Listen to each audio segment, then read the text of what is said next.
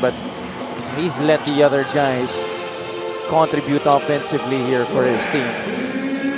Last 2 minutes of the game. And now moving forward for Pampanga. They still have a matchup against Bataan next week.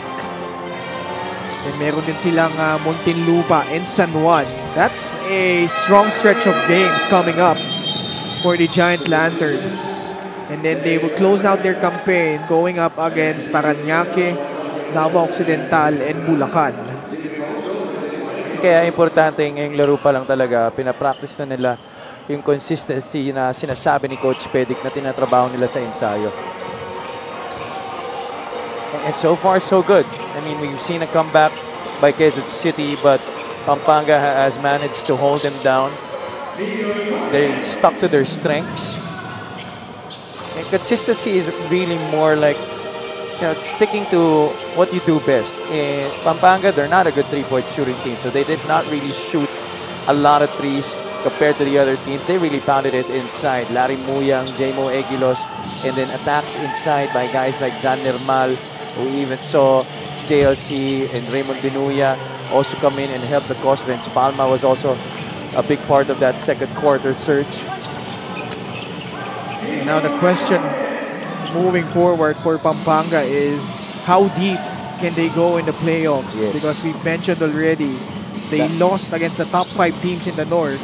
That is still the biggest question mark right now para sa kanila.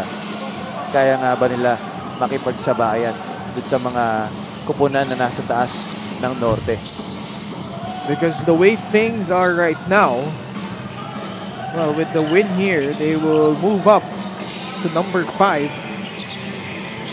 Actually, number 5. Kasi Pasay is 16 and 8. They will now be 16 and 7. Correct. Tied with Caloocan.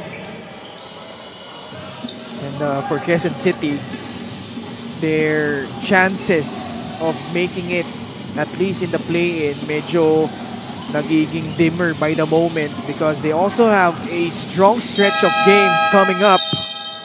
Shot clock violation against Pampanga. Quezon City, may mga kalaban pa nila. I think ito Pangasinan. Sorry, I think nakalaban nila yung Pangasinan. So it's Davao Occidental, Nueva Ecija, Gensan, Binyan, and Parañaque.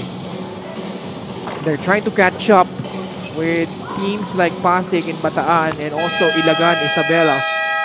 But Pampanga taking care of business here. And after losing back-to-back games for the second time this season, they redeemed themselves with this wire-to-wire victory against the Quezon City Galleries Taipan.